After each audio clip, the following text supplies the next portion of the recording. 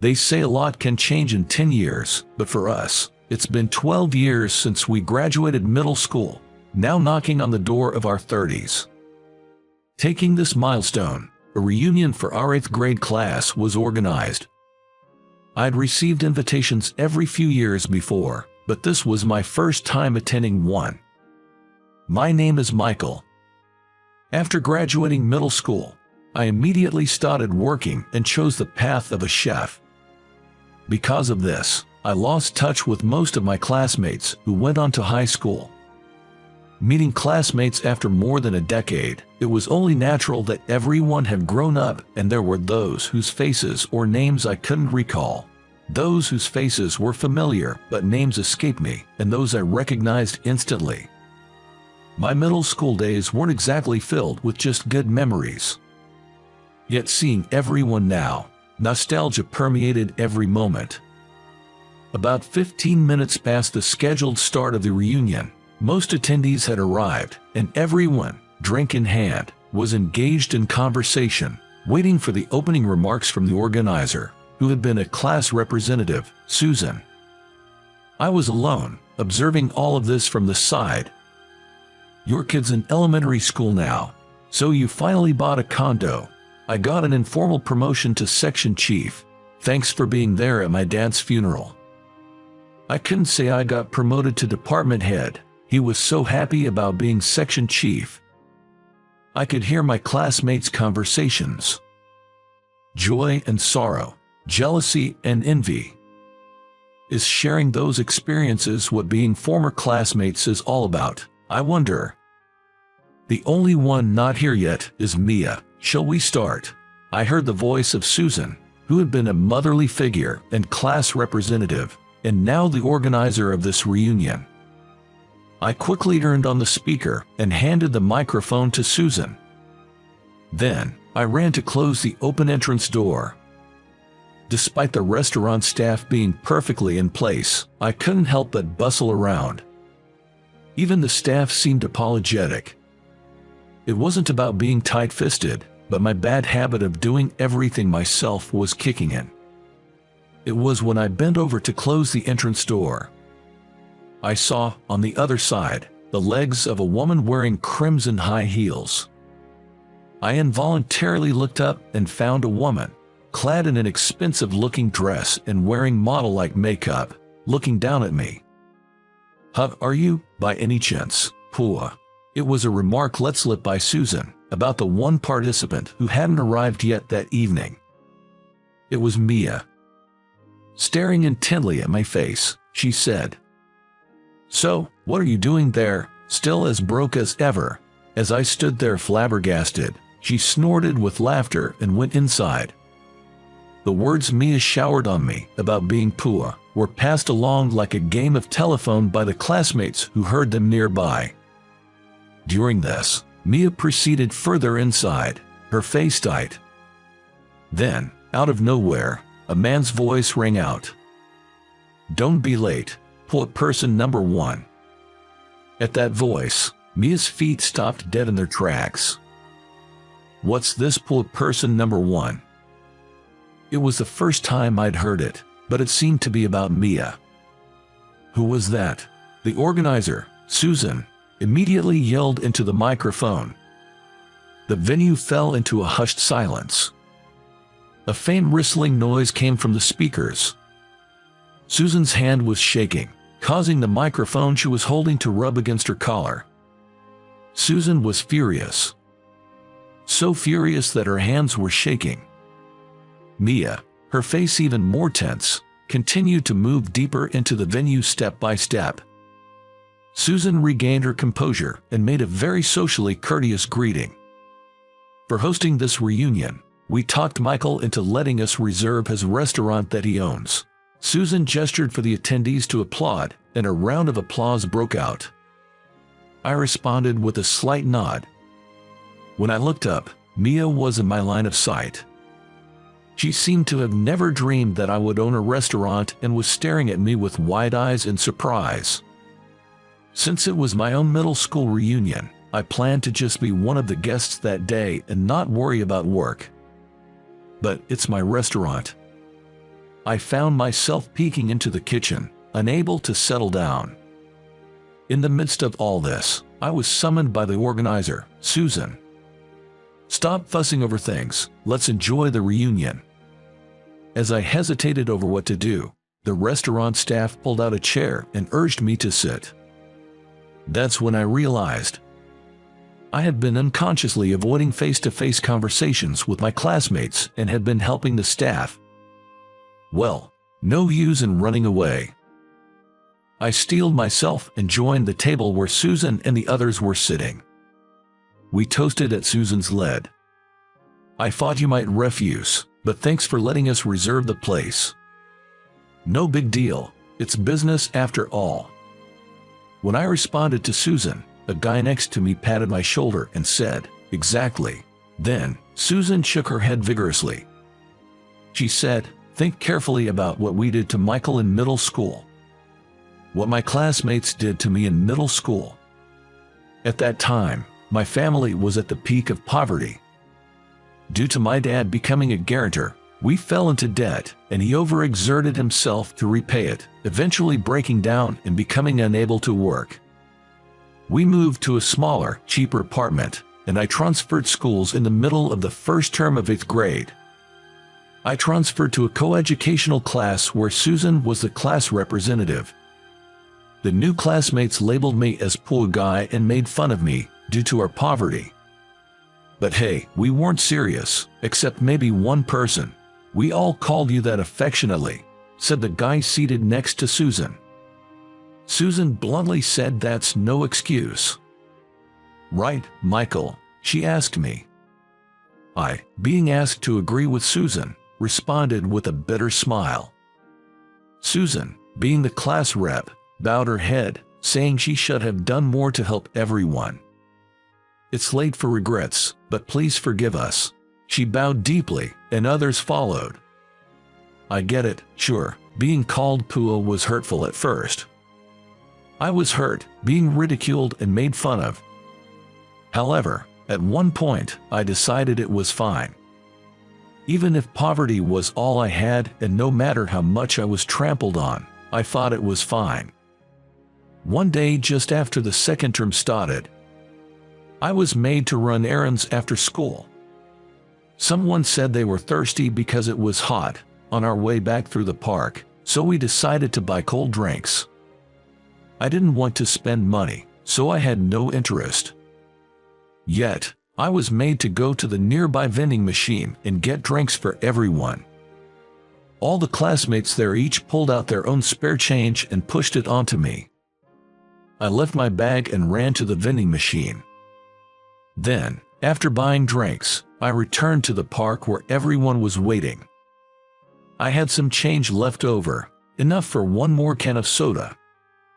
That's when I was told there shouldn't be any extra money.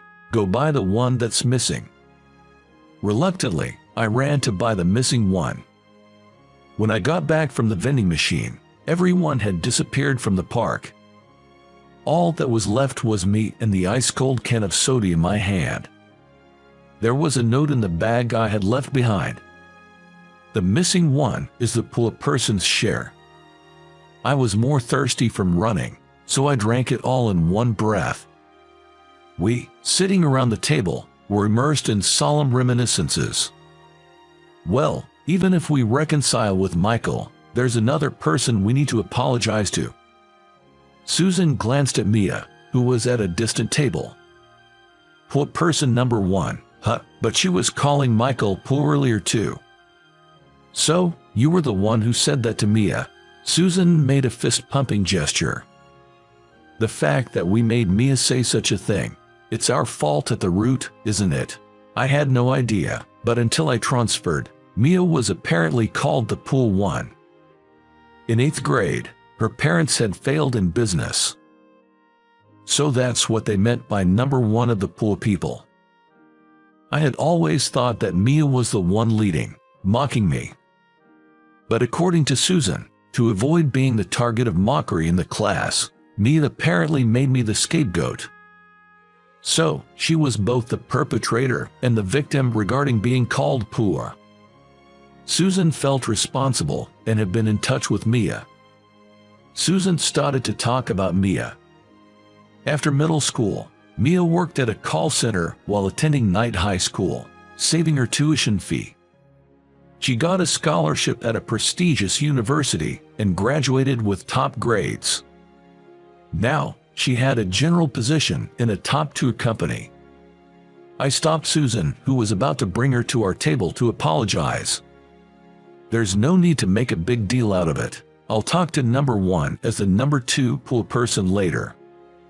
I had sensed something from Mia's stiff expression when she appeared in this venue. When the feast was in full swing, Susan announced a seat change. That's when I moved to the table where Mia was sitting. I pulled out the chair next to her and asked if I might sit. She gently lifted her hips and nodded. I mean, earlier, it was nostalgic. The pool won. When I said this, she seemed even more apologetic. I'm sorry. You probably think I'm a horrible woman, don't you, addressing you like that? You remembered my name. She quietly nodded in response. I heard about it, from Susan and the others. When I said this, I could tell she tensed up. I'm pool person number 2, and you're pool person number 1. As she was about to passionately object, I stopped her with a hand. Let's drop that topic. You've had your share of hardships since middle school, haven't you? She crinkled her nose, giving a shy laugh. The tense expression she had when she first appeared was completely gone. She was probably nervous and on guard about meeting old classmates who knew her when she was poor. That's why she was probably showing off. But now, looking at her up close, her face seemed kind, without a hint of harshness, enveloping everyone around her. Afterwards, we shared stories of our struggles since middle school and about being poor. But this is such a nice restaurant. Thinking about it, I did well. I want to praise myself. Yes, you deserve praise. She muttered, reaching across the table and picking up my restaurant's original paper coaster from beneath her wine glass with slender fingers. The coaster had an illustration of a 3-leaf plant and the word oxalis written on it. She read the printed characters on the coaster aloud. Oxalis. Oxalis, right. It's wood sorrel, isn't it? You know your stuff. That's correct. It's a perennial above the genus Oxalis in the wood sorrel family. Why did you choose wood sorrel? I told her it's because a fairy tale-like story about wood sorrel that I was told as a child has stayed with me. What's the story? Just as I started to explain to her, an announcement from Susan about starting the bingo game resonated through the venue. Bingo cards were distributed, and the venue started to buzz. Susan explained the rules over the microphone. I was watching the situation for a while. Then she tapped my shoulder. Hey, tell me, what was the story? The bingo game started at the same time. Numbers were called, and voices of joy and disappointment rose from the venue. Come on, I can't wait. Well, it's noisy around, come closer, I'll tell you. I was still in the early grades of elementary school. The event at the library my mother took me to turned out to be a reading session for children. Firstly, the reader explained about wood sorrel, the subject of the book, mentioning that wood sorrel, often mistaken for clover, is a wild plant with 3 leaves. The content of the book was an anthropomorphized depiction of this wood sorrel. There were 2 wood sorrel families growing across the road from each other. The family on the left was living in a place with excellent sunlight and good drainage, leading a comfortable life. But the family across the street, they don't get sunlight, and there's no drainage, it's damp. That's right. Moreover, they get stepped on by humans every single day. Saying it hurts, and they cried. I looked at her as she joined in. She also smiled at me. Did you know this story? She nodded slightly and continued the story herself. The family on the right was mocked by the family across, saying they could only lead such a life forever. However, an anomaly occurred to the right-side family, who had been stepped on by humans.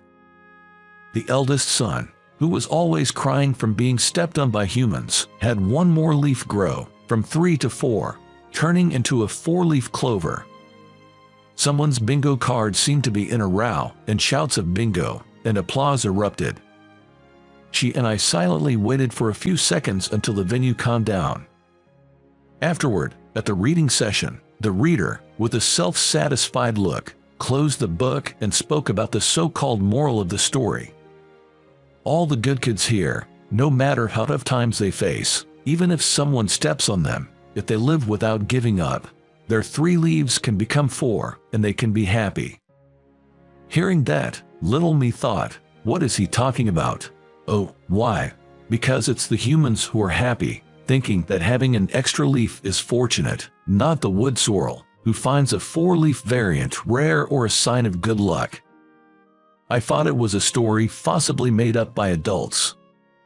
When I said so, she made a displeased face. But why then? Why does it remain in your mind to the extent of becoming the design of a diner's coaster? When I asked back, she nodded strongly. Maybe because when I transferred schools in the middle of the first term in 8th grade, I was called Pua by you and everyone else here. Every day, being mocked by classmates, I suddenly remembered this story. And I could be content, realizing that even if the only environment available to me was poverty, and no matter how much I get stepped on by people, it's okay. But Michael, you thought when you were little that happiness from having 4 leaves was just adults' made-up story, right? Yes, and that hasn't changed. But if it's not happiness, is it unhappiness? She scrunched her nose, thinking deeply. I've never thought of myself as happy, but I haven't worried about being unhappy either. If it's neither happiness nor unhappiness, then what is it? Well, it's not unhappiness, I guess. Susan, the former class representative and now the organizer, announced the end of the reunion and the plan for the after-party. About 2/3 left after the main party due to various circumstances. We, still wanting to talk more, decided to join the after-party. The story of the wood sorrel, which becomes a 4-leaf due to harsh conditions, had slight differences in interpretation, but it was a mental support for both Mia and I during tough and painful times. Did you read that story in a book? She, too, had participated in a story reading session during her childhood. When I went, I remember, the reader, they had hair dyed in several colors. Were they wearing flashy colored leggings, like an old lady-like dude? Yes, exactly, someone like that. Though the venue was different, the story reading session we attended as children was by the same reader. As Mia and I were immersed in such a conversation, hey, point number 1 and number 2, you both look like you're not hurting. The guy who was beside Susan all along at the first party, clearly drunk, interrupted us. Immediately, Susan came to take him back. Come on, don't get carried away. Come back here, she said, pulling him away from us. I hear those two are getting married soon. I was slightly surprised and looked at Susan and her companion. I had fun. I'm so happy, meeting everyone. It's been a long time. That guy, he's just let bygones be bygones. Acts like he's got it good.